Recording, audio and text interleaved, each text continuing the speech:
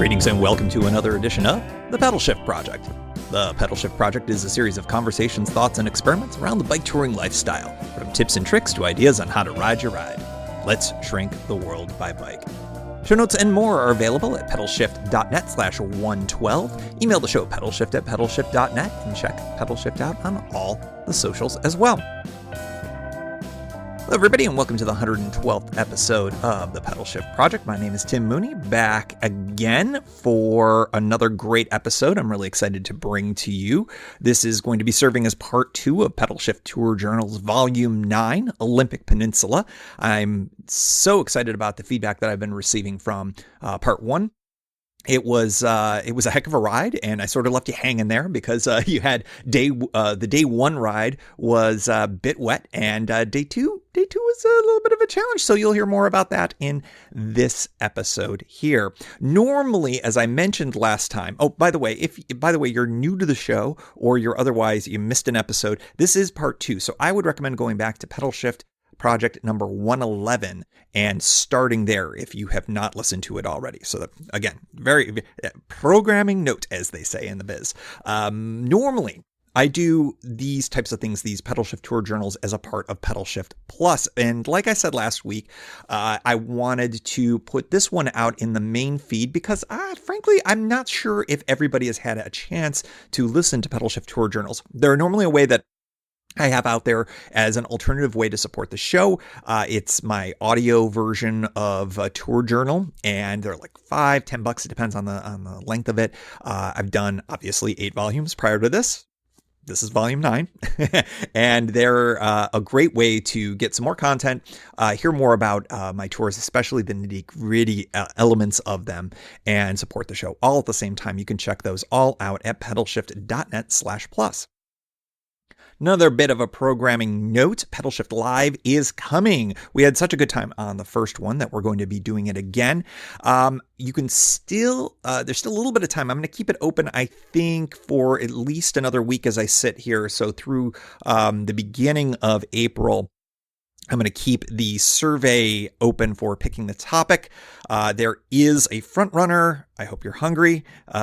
Unless, of course, a whole bunch of you decide you want to try something different. But go over there. That's at pedalshift.net/live. Go check that out. It's just a quick one-question survey. And that'll help set the table, as it were, for the topic. Tentative date, I'm going to announce here for the first time, and I'm going to say tentative because I do want to make double sure that this is going to work for everyone's schedule involved in my household. That is Thursday, April 12th at 8 p.m. Eastern, 5 p.m. Pacific time. It's always tricky. I know we had somebody from Australia last time join us. I know folks in Europe, this is a lot harder. If I do an evening thing here in the States, West Coast, it's never great because it's 5 p.m. and a lot of you are still in work. It's an awkward time. Maybe you can listen at work, watch at work, whatever. It's never easy when you got a global pod. It's never easy. So we'll be recording episode 114 of the Pedalshift Project, which feels like the future. It feels like we got jetpacks and flying cars and stuff like that in Pedalshift Project 114. It will also, as I announced on the social medias this week, feature the announcement of my next tour. Yes, I have got another spring tour all set up and ready to go. I'm super excited about that. It is booked, it is ready, and it is happening, barring catastrophe or something like that. You can check out the social medias out there, the Facebook, I believe, Twitter, I don't think I've done anything on Insta yet, so I'll get something on Instagram for some hints as to where that's going to be. The announcement is going to be April 12th, Pedalshift Live. We've had some guesses so far. I will reveal nothing. I will not say whether or not any of these guesses have been correct, but there are guesses out there. People are very confident in what they think is happening, but I will reveal it all at the next Pedalshift Live. So tentatively, April 12th, 8 p.m. Eastern Time. That will, of course, all be at pedalshift.net/live. We use the Googles. We use the YouTube Lives for all of that, so that it's platform independent, so that everybody can get there, rather than using some of the other social medias where you need to be all signed up and they steal your data. Wait, did I say that or think that? Okay. Anyways, weather looks good this week. changing subject quickly, to go off on another little quick bike overnight. It looks like late this week here in the DC area, we might actually be hitting the 70s Fahrenheit, which is just fantastic. I'm hoping to get Belle Star out because she has been a good girl. She's facing another little bit of a health issue, so I want to see if I can get her out before we have to potentially bring her back into the vet to take care of something. So that's hopefully going to be later this week. If it does end up working out, I will, of course, document it all on the socials, on Instagram and whatnot, and maybe do a little bit of a recording for a future episode of the pod. Just out on the CNO, quick little overnight. When I've got an opportunity, I've got space in the schedule, and it allows. I love getting out there. It's about 16 miles from where I'm sitting right now to get out to the very first campground. A midweek evening is a really good time to go. It'll probably be completely quiet. It might even be too early for them to have the water on, so I'll have to make sure I bring enough water for everyone, me, Belle Star. So that's going to be a lot of fun. I hope I can pull that off. The lows would only dip into the 50s, which would just be perfect for a nice overnight, especially if it's dry. So more to come on that, and if not, I'm sure that's going to be happening on later on in the spring as well. Reminder quickly that next week, as we sit here, if you are consuming the show pretty close in time to when it comes out, it is the off week for the podcast. We'll be returning the following Thursday at 7 a.m. for the latest installment of the Beginner Series. We've got James coming back, and we'll be talking more about topics including fundraising and some other things as well. So look for that in a couple of weeks from when this show drops. Next up on the show is the journal, and it is the second part of the Pedalshift Tour Journals Volume 9, Olympic Peninsula. Really excited to bring these last two segments to you, days 3 and 4. I kind of liked having the statistics last episode, so we're going to have more statistics here. Day 3, the cycling was 36 miles. I visited the Kurt Cobain landing in Aberdeen, Washington. Mentioned that on the show, or in the journal as well. Day 4 was the bigger of the 2 days. Cycling-wise, it was 51 miles. But the interesting part about that, and I wish I talked a little bit more about this. I did talk about the bridge crossing. But as I'll get into it, the big feature of day 4, the sort of the finish line, was crossing the Astoria-Megler bridge that spans the Columbia River. And 8% of my 51 miles that day, which seems like an enormous amount, was literally crossing the Columbia River on that bridge, because that bridge is 21,474 feet, or just a touch over 4 miles, or 6.5 kilometers for you metric types out there. That is an enormous bridge. It turns out it is the longest continuous truss bridge in North America. That means very little to me, other than I know that it was very long and it had a minimal shoulder. But it's kind of a fun ride. But if you had said, Tim, how long do you think that bridge was after I rode that? I would have said about half that distance. I didn't realize that it was actually 4 miles long. And on that little clown bike, it was kind of a sight to behold, I'm sure. So anyways, without further ado, here comes days 3 and 4, wrapping up part 2 of Pedalshift Tour Journals, Volume 9, Olympic Peninsula.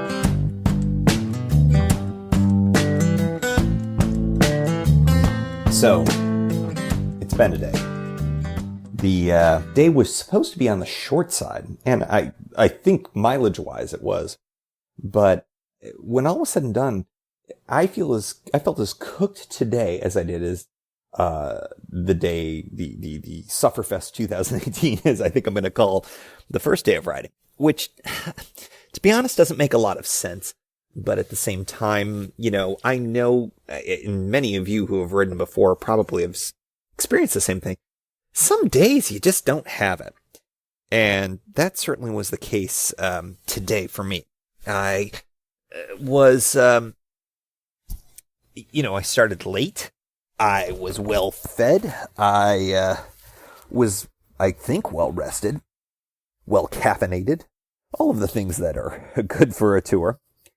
And when all was said and done, it ended up still being kind of one of those days where I hopped off the bike on some of the hills and just said, "No mas, man, I'm pushing up this thing," which, I can probably attribute to a few things. Number one, I still was in a bit of a recovery mode from the day before. Number two, it's the first tour of the season and I haven't been riding a lot. So maybe that's a factor. Almost assuredly has to be. Even though these were not hills of real significance. But I would have to say some of them were a little on the steeper side. They were, those kind of short, steep hills, but they weren't that steep and they were definitely short. So no excuses. Third, frankly, it's the Brompton. It's an upright, style. I find it's harder to sustain on this bike compared to a larger bike. Works fine. Obviously, I jammed out about 50, I did about 38 miles today. I think I'll have to double check on that, which for me is a very, very short day. So to feel the way I felt at the end of the day seemed incongruous. I'm going to throw in a couple of other factors as well. I did not space my eating or hydration very well. The hotel that I was in Montesano had a free breakfast, so I grabbed a bagel and cream cheese. Not the kind of food that I've been eating lately. I don't tend to eat grains or breads or anything like that, but I thought, hey, free, right? And I had that when I stopped in Aberdeen, which was about, maybe 10 miles away. And then I rode straight from Aberdeen, 25 to 28 miles, to here in Raymond. And, I don't think that was the right move. I had other kind of I had sort of leftover snacks, and it's a lot of crappy junk food. And so maybe that's a factor in there. I didn't have any extra caffeine injections. I did not bring my caffeine pills, which I think is a big mistake. I find caffeine is a very helpful tool. I've talked about that on the pod numerous times, but I also didn't have any other additional coffee. I didn't have any additional forms of caffeine, your Red Bulls, your whatever. So I'm thinking that may be a factor as well. I really was struggling at the end. Enjoying it. Pardon my God. It is a bit on the late side. Yeah, I enjoyed it, but, I was really happy that, Raymond was, when I got to Raymond, especially since the final hit, it was a downhill that took me right into Raymond. The last hill, I was like, oh, good, another hill. And it's funny, I've ridden this route before, this portion of the route, at least from once I hit 101. And, it was shockingly familiar to me. I was like, oh yeah, I remember this was challenging for me back in 2014 as well. Curiously so. And I think that this is the type of thing that I know a lot of folks who do the Trans Am run into. A lot of many, many, many hills, short, steep, not very big. You go up, you go down, and then there's another one. And it's just how it is. It's a big thing bicycling back east, which is why I like coming out west a little bit more. So I think that the terrain was the most interesting element of everything. The weather was fantastic. I mean, it's bicycle touring podcast, dude. All we talk about is weather and food, right? So weather really was nice and a huge, huge benefit from Sufferfest 2018. I will say I'd considered briefly yesterday that, maybe I should push forward and get to Raymond or something. No, that was a tough slog to get to Montesano, yesterday. So today, it took everything I had. It was very interesting. It goes back to my, I think, original theories on the fact that when you ride and you know what your ultimate destination is, your mind sets your physical limits and you're physically done when your mind says it is. So if your expectations are to ride 38 miles like I did today, even though it was a short day for me compared to yesterday and what tomorrow will be, you're ready. You're done by the time you get to that point. Super fascinating. At least it's something I've experienced. I don't know about anybody else listening to the show, if you experience that as well, but it's definitely part of how things work for me, that when I set my mind to something, I can accomplish it and not much more. It's very funny. So got to Raymond. I don't think there was much to note about the trip. Oh, I'm sorry. I should talk about Aberdeen a little bit. I went to Kurt Cobain Landing, which is this really chill, really cool little park. And when I say little, it's maybe, 50 yards by 50 yards at most. It's probably even less than that.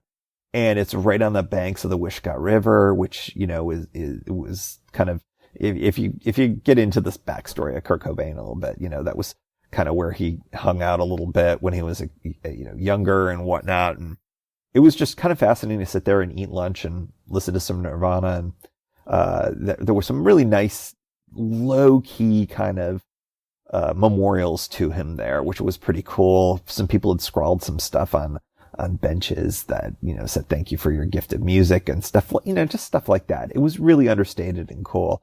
I think that it fit what at least I think I know about what he would have been cool with, he was not some ostentatious dude. So, it was cool. The last trip through, I did not go there. And, today I was like, I have extra time. I can do an extra 10 miles. I don't want to get to Raymond too early. Little did I know it'd be slow. And, it was cool. It was worth it. It was definitely worth it. And, then I was just on 101 the whole way down, and the aforementioned kind of ups and downs, getting down to Raymond, Washington. Raymond's a bit of much more of a logging town. It's right on the, banks of I gotta say it right now, the Willapa River, which I've been mispronouncing for my entire life. And, this place, the Pitchwood Ale House and Inn, is a really interesting place. The outside of it, it looks like, kind of a beat up old hotel, but inside that they've done some cool renovations, and I'm in a bunkhouse. Currently I'm alone. It's a Friday night. I don't know if I'm going to get some drunken roommates by the end of the night. We'll see how that goes. More tomorrow. But it's really inexpensive to stay here. Now, I could have spent way more money and got my own room, but, roll the dice, see what happens. I got my bike all set up. Basically, if I do have roommates by the end of the night and I'm getting up at, say, 7 a.m., I'm just going to roll right out and go. I'm going to throw on some warmer clothes and make it happen. That's just basically how it's going to go. But kind of a cool place. The ale house was good. It was relentlessly northwest, rural northwest logging town kind of a place. But, younger people were in there. It was a really interesting vibe. Staff was super cool, and I really enjoyed it. So got a nice good dinner like I did last night, and that was a real kind of battery recharge for me, and had a few beers, enjoyed that, including something from the Willapa Brewery, which was really good. A hoppier blonde, which I don't like blondes typically, but some extra hops in it, not so bad. I kind of liked it. It had more of an IPA vibe, which is typically my beer of choice, especially when I'm riding in the Northwest. Bike performed well. I've sort of talked a little bit about its limitations. I will say, again, probably because it's an early season ride, and because, I didn't quite get the saddle height right yesterday, but was much better today. My Achilles on my right is definitely doing, I don't know how to describe it. It gets crinkly. I don't know. It just feels like that there's, I've probably got some micro tears in it or something like that. It always heals up. It's fine, but I notice it. And, it's just one of those things that I'm glad tomorrow's sort of my last day of riding. I think that this was great as sort of a tune-up ride for the beginning of the season, but yeah, I think Sufferfest 2018, as I'm calling yesterday, probably did a few things to me that weren't so good. I just sort of gutted through some stuff that, if it was a drier day or a little bit better day, I would have readjusted the saddle. I would have readjusted the whole, all the backpack and everything so that I wasn't getting the heel strike. Would have done a lot of things, but gutted through it, got my miles in, got to where I needed to be, and it was all good. But I do think that there are consequences sometimes when you aren't riding in the positions that you're supposed to be riding in. It's a lot of stress on your body, and it doesn't matter, what your age is. If you are doing repetitive stress on things, your body will punish you for it. So it doesn't hurt, but it's a space where I know that if I kept going on it over the next bunch of days, that it would definitely rear its ugly head. I ran into this, not so coincidentally, on my very first tour, my initial Sufferfest, oh God, what would that have been, 2011 or whatever it was, when I did the climate ride. And I remember at the end of that trip, I was literally tying bandanas around my Achilles tendons, both of them, especially the right one. Because I needed extra support because it hurt so much by the end of that ride. Because I wasn't used to it. I wasn't used to hills. I wasn't used to the stuff that I was dealing with. And that was back when I was using toe cages and stuff that I just don't use anymore. That I learned caused me more trouble than good. So in any event, it's a ongoing issue that I deal with periodically when I don't ensure that I am pedaling the way I should pedal, in the position that I should pedal. Word to the wise, if things aren't feeling right, adjust, because if it's not feeling right in miles 1 through 5, it's gonna be bad for you in subsequent miles as well. I'm sure I'll be fine. It's all good. I'm enjoying it. So in the bunkhouse here at the Pitchwood Inn and Ale House, or Ale House and Inn, cannot remember the naming conventions here, but they're cool with it. Tomorrow is a longer ride than today. It's probably about an even 50 miles, which is longer than yesterday. Not ideal considering I have 2 bus options that I need to grab, from Astoria to Portland, or I'll have to spend the night near Astoria, which is fine. There's a state park not far from there if I needed to. But I would really prefer to get into Portland tomorrow and sort of tie a bow on this tour. Although I certainly could extend if I needed to. But I think that I should have no problem making the second bus at worst, but I would kind of like to make that 2:45 bus. So that's why I'm going to try to get out of here at a reasonable hour around 7. I'm not going to make the same mistake as I did last time, meaning today. I am going to go, there's a grocery store in town here in Raymond that is open at 7. And I'm going to go there and I'm going to get a bevy of decent snacks for the ride, like the heavy snacks, maybe some breakfast sandwiches, some burritos, something more to kind of get going. I'm going to make sure that I've got some caffeinated beverages as well, sugar-free if I can get them. I've been pretty good about staying out of the sugar on this trip. But I think I'd like to make sure that I've got that. So I've got my water bottles already filled. Tomorrow's going to be warmer. Tomorrow's going to be just as sunny. I went through 3 water bottles on this ride and zeroed out my final water bottle right before the end of this ride. So I'm going to want to make sure that I have more than just those 3 for going down to Astoria, because I anticipate that I'll need more hydration than that.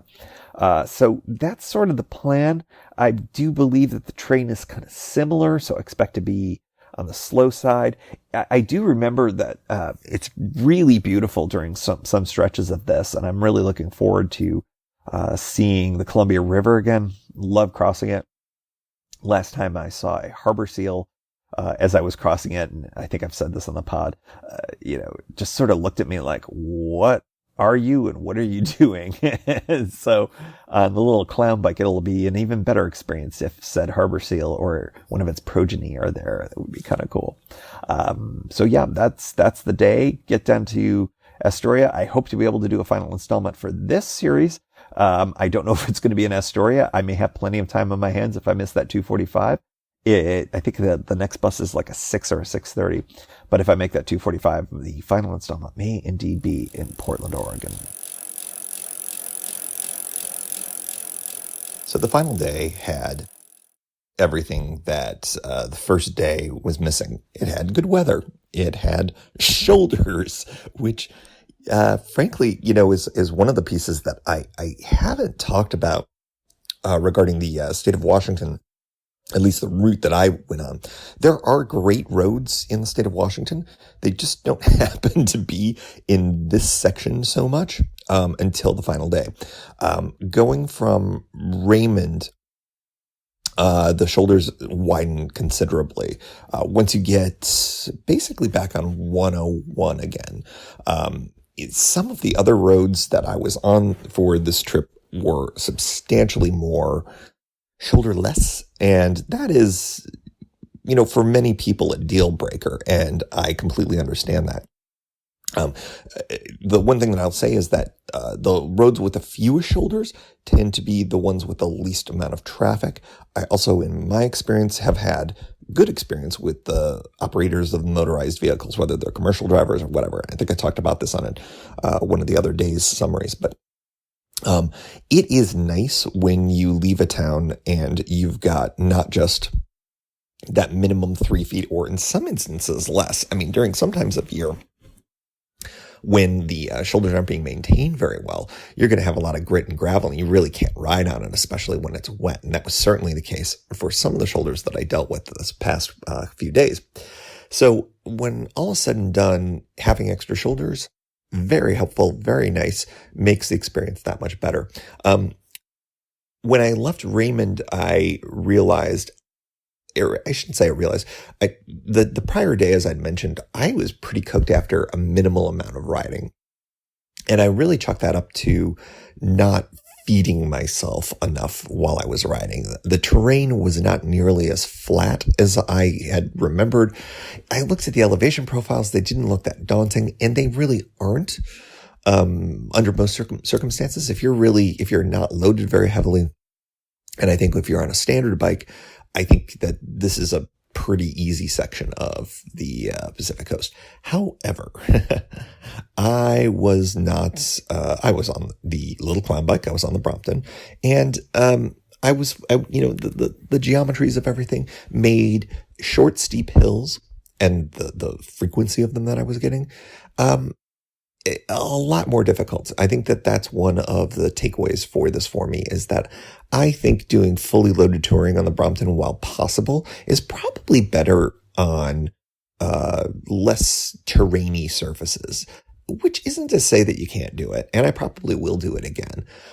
But I think that if I have a choice like I did for this tour of doing a full-size bike, I think I might take the full-size bike for hillier, more terrainy, more longer rides. And that's not to say this wasn't an amazing tool. I mean, what I'm excited about is that this bike is going to be coming back with me. It's going to go above. I've got so many different things. Also, I'll fast forward for a moment. It was really great bringing it back and being able to effortlessly hop onto transit to get me back to Portland, which is where I'm at right now. So, leaving Raymond was cold. It was only in the 30s. I left early enough. I had thought that it gave me a shot at making a 2:45 bus, which would have gotten me into Portland closer to 6:30. As it turns out, it was pretty good that I didn't do that. My nephew ended up having, he's got some medical complications, and they had to go to the emergency room. Everything was fine, but it happened right when I would have arrived. So it would not have been a good timing ultimately.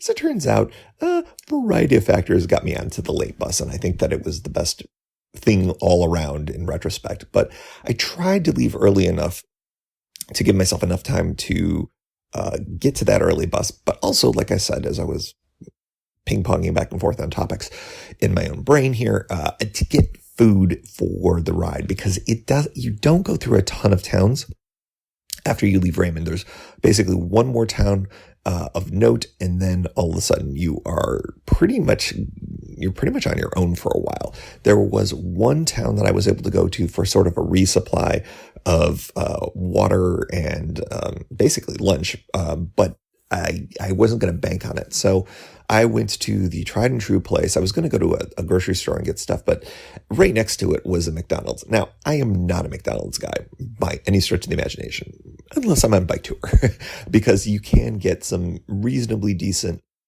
Wi-Fi. And also I at the time it was like, okay, I can grab a coffee, and I tend to like their egg burritos. They're easy. They're inexpensive, especially at breakfast time. And they're really really good for just having a little bit of a calorie punch, that taste reasonably decent. They stay okay, over the course of a few hours. So I bought a bunch of those and just said, okay, this is going to be my breakfast, my snacks and lunch as I go along. And they work really well. It's a nice little protein pop, and you've got the tortilla for a little bit of carbs if you're needing carbs. I try to avoid them, as we've talked about ad nauseum, but it was the difference between having something like that versus sugar. I'll do that every time. So rolling out of there, I thought, okay, I've got enough time if I'm a little bit slower than I am on the bigger bike, the Safari. And I kind of knew that wasn't going to be enough by the time I rolled out of there. I talked to my girlfriend, Kimberly, and, that put me back at another 20, 30 minutes. And I was like, you know what? Let me give this a shot. It's kind of pie in the sky that I was going to make that bus. And as it turned out, that was totally true. And that was fine. I came to that realization right at the edge of when Wi-Fi cut out.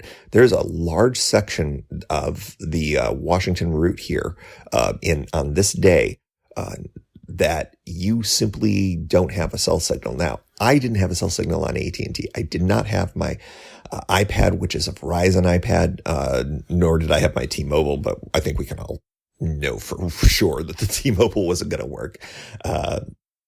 They just don't. Their range is much more in cities and whatnot. But since I was off of US 101 for a good chunk, it was unlikely that I was going to be getting anything until I got back basically down to the Columbia River, and that was totally true.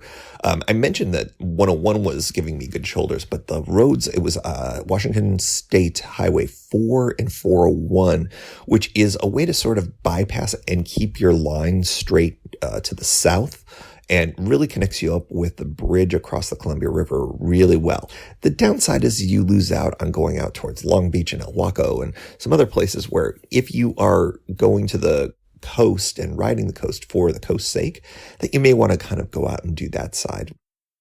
I wanted to do this part of the route. Turns out I did. There's been a lot more timber, work that has been done. So the terrain is all very different. It looked very different. It felt like I hadn't ridden this before, even though I look at it and I know that I have.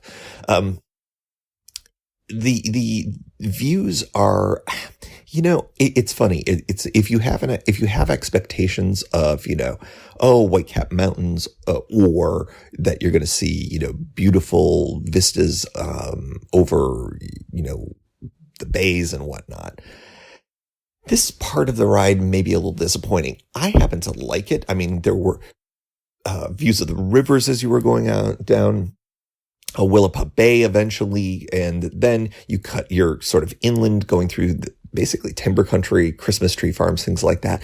I found it to be really pretty. The weather was fantastic too. I mentioned before that it was a really chilly start. It was 37 degrees, and I have a picture that if you followed along on the socials, of frost covering a whole bunch of different surfaces. So I had all my layers on, and felt perfectly fine. It was probably my most comfortable day physically riding, because I kept fuel in me, and I was perfectly warm. I was able to strip off layers as the temperatures went up, and they did go up. Ended up being about 62 as a high, which was fantastic. Really nice day, akin to some of the days that you have during the summers, which was really nice. Caught a lot of sun. Didn't expect that. It was a full sunny day, but that didn't bother me, because the temperatures were kind of nice and temperate. So at the edge of the cell signal, I decided to call the day or the attempt to make the 245 bus. I knew that I would be rushing to get it. I would have to push to do it, and then I would have to push at the very end of this particular tour preview was crossing the Columbia using the I think it's the Megler Bridge to Astoria. And it's a little bit of a harrowing experience if you're not used to it. I've only done it twice, and there's also one very big steep incline to get up to the upper section of the bridge that basically makes it high enough for ships to pass through. And I knew that rushing to get there and then having to do that a little bit tired was probably not the best idea. So I thought, you know what? Let me just make this a little more casual so I can take some more breaks and not have to worry about it. And so I bought the ticket from the edge of the cell phone hole, and which was great. You're able to do that using an Amtrak app if you want, or Greyhound, or any of a variety of different ways. But I happen to have the Amtrak app on my phone. Worked out great. So then I knew I have a ticket, so I didn't have to stress about that. And then I just sort of kept rolling, and it was beautiful and nice. I ended up stopping at that one town. It was sort of at the intersection, I believe, right before the cutoff from 101 goes to Highway 4. If you're playing the home game and you have a map in front of you. And it was just basically a gas station. But I'm glad I did go there, because I would have run out of water, I think, if I hadn't. And I've talked about this before. The mental state of being low on water is not good for me. So it was great. I went there. I was able to get a nice little caffeinated beverage, and I was able to fill up the water bottle. So I felt good. I also happened to get a pizza. Yeah. Cause I was getting sick of those, what do you call them? Egg wraps. By that point, I only had a couple left. So, I mixed it up and had some pizza. So it was like a calorie bomb day for me yesterday, but I'm glad I did, because it was helpful. The Highway 401 section's really nice and scenic, pretty rolling, the same kind of terrain, but I felt good. I had good, energy, and went through it and got down to the base of the bridge, and it was a little bit before, maybe a touch before 4:00. And so I rested up, knowing that it's basically, it's a 3 mile. I don't want to say it's a sprint, but it's long, and it's predominantly either flat or uphill. You get very little downhill until the very, very end. You get a nice payback at the end in Astoria. But, I remembered it being a narrower shoulder than it is. And so, when I'm timing the traffic and all that, knowing that, there's going to be plenty of cars that are going to pass you on a 3 mile long, bridge. You still want to kind of get off to a good start. And then once I kind of hopped on and got there, I was like, oh, no, this is better than I thought. It's better than I remembered. If the shoulder is clear of debris, it's about 3 feet from the edge of the bridge to your right, to the white line, through the white line. It's a single lane of traffic. So you're going to have people passing you at highway speeds relatively quickly. The good news is there's a sign at the beginning of the bridge. And again, I had pretty good luck. I don't think that I had anybody that was actively trying to just stay in their lane and, whatever, or do anything untoward towards me. Most people actually gave me a little bit of berth if there wasn't oncoming traffic, which was really nice and appreciated, because it is a little tough. I mean, you're on this little narrow strip in the middle of one of the biggest rivers in the world, and you're just like, okay, let's just head down, let's do it. And it's really kind of too bad, because the views from there could be just startlingly amazing, but really, it doesn't feel right to stop and take it in at any point on there. Pedestrians are prohibited from being on that bridge. And I've often wondered what law enforcement would consider a pedestrian if you kind of hopped off your bike and stopped for reasons that didn't have to do with, a mechanical or something like that. Wow, what a terrible place to get a flat. I just realized, holy moly. You wouldn't have a lot of room to maneuver and handle that. And I think with the debris that sometimes gets on that bridge, you could run into that, from time to time. There's stuff, including, I'm always amazed at what ends up on the bridge. And in addition to, basically a lot of bark and stuff like that, there was a Washington state license tag, and I half regret not stopping to pick it up, but it was a real one, and it was one of those vanity ones, and it said Krabby. I think that would have been pretty great to have. But I thought, oh, well, it's possible this person might be coming back for it. So it was kind of a nice thing. But also I didn't have time to even stop and take a picture of it. So you're going to have to take my word for it. It was Krabby. So, approaching the large, really steep incline to get to the elevated section of the bridge.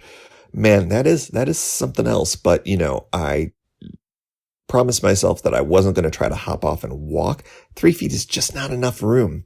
And you really got to kind of go for it. And I got up about, I'd say 85% of the way before I said, you know what? It seems like everything's cool. The traffic was a little lighter.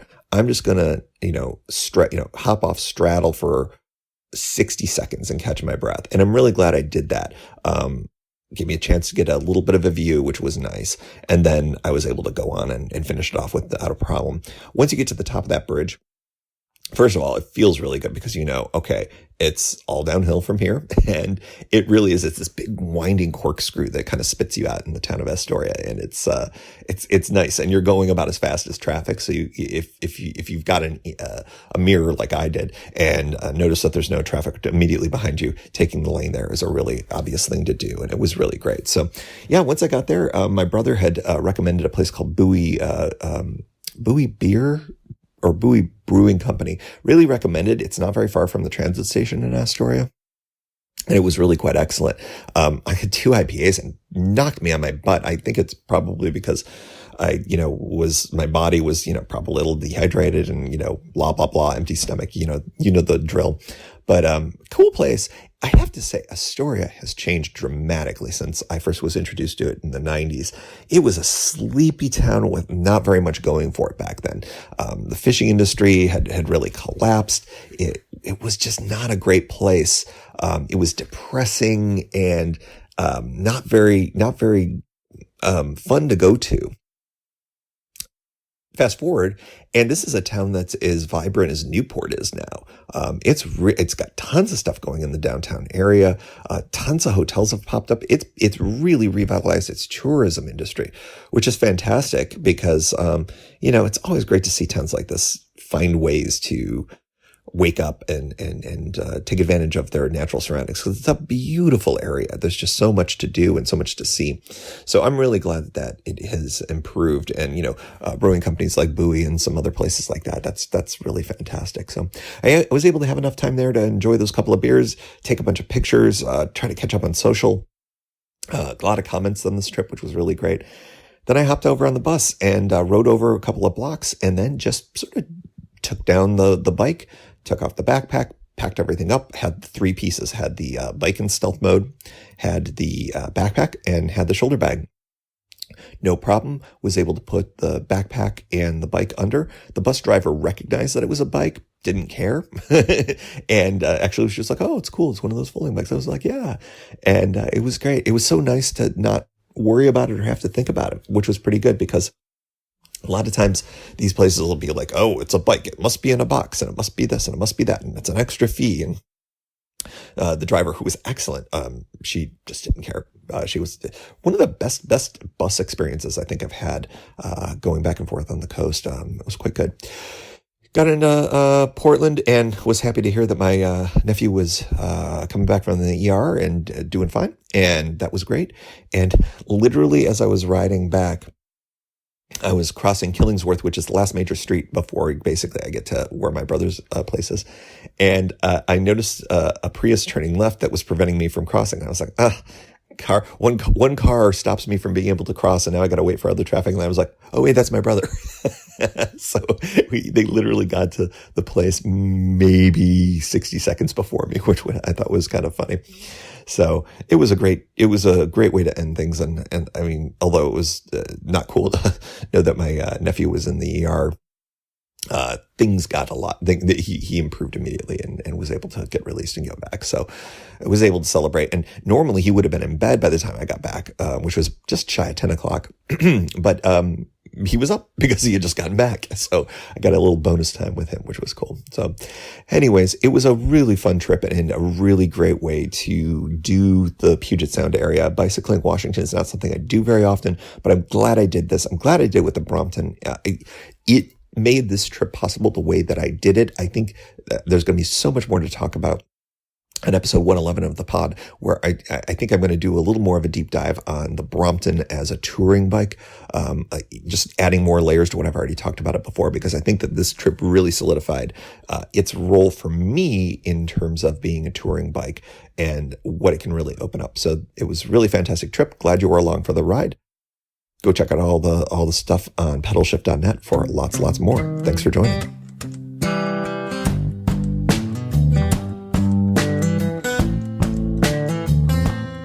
So I hope you enjoyed the newest version, Volume 9 of Pedalshift Tour Journals. It was a lot of fun to put together. It was a fun ride. You know, it's interesting always looking back on these things. I don't know if I feel like I'm sort of complaining in the moment, or if I'm sort of like, hey, look at all these challenges, and I'm sort of resigned to what's going on. But we talk about Type 2 fun, which I know was championed by, I wish I could remember who I could give the, Ethan, you had the citation for who came up with Type 2 fun, Ethan Georgie, friend of the show. But the interesting part about the whole experience looking back on these is how much fun it was in retrospect. And Type 2 fun is exactly that in the moment, it can be a real haul, real hassle. But, you know, you end up going, oh, that was a pretty cool trip.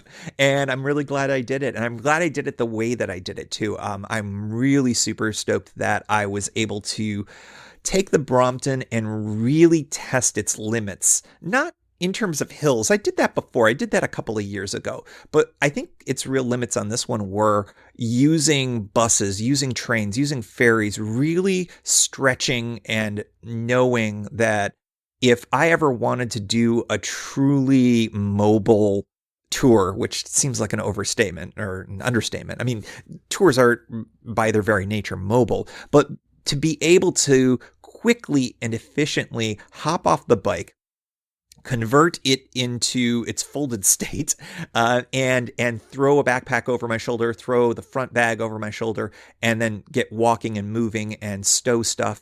It was a really, really good way to do it. I'm not sure if it's the best way to tour on a Brompton, but this way, the way that I did it, is definitely the best way to do it if you're hopping on and off of transit a lot.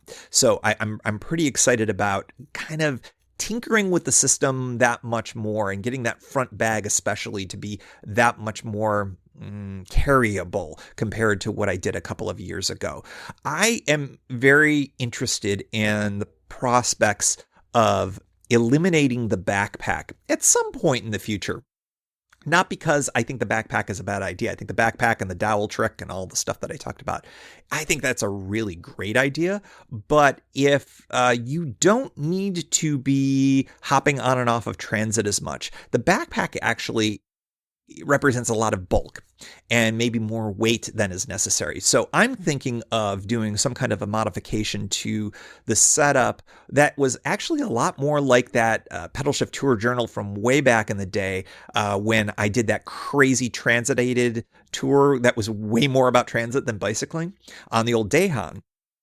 And I think that that might be something to think about for a truly ultra-light way of doing it on a Brompton. I do think that I can reduce things down into a couple of stuff sacks that might be a little bit lower profile, a little bit easier to handle. And although it wouldn't be as easy to carry around once you got them off of the bike, I might come up with something like a larger duffel or something like that. Maybe something that's made of nylon or something that would be super light and could be stuffed in one of those stuff sacks and used to carry everything once you're out and about. I do think that the system was really good for a dry ride. I think that it was fine for the wet ride, but I do think that if you are considering riding in conditions that are going to be this wet for a long period of time, and granted it was only just that first day that was wet, you may want to consider a system that includes some waterproof interiors inside of that backpack. I don't think that that backpack rain cover would have held up for more than a day or two of that rain.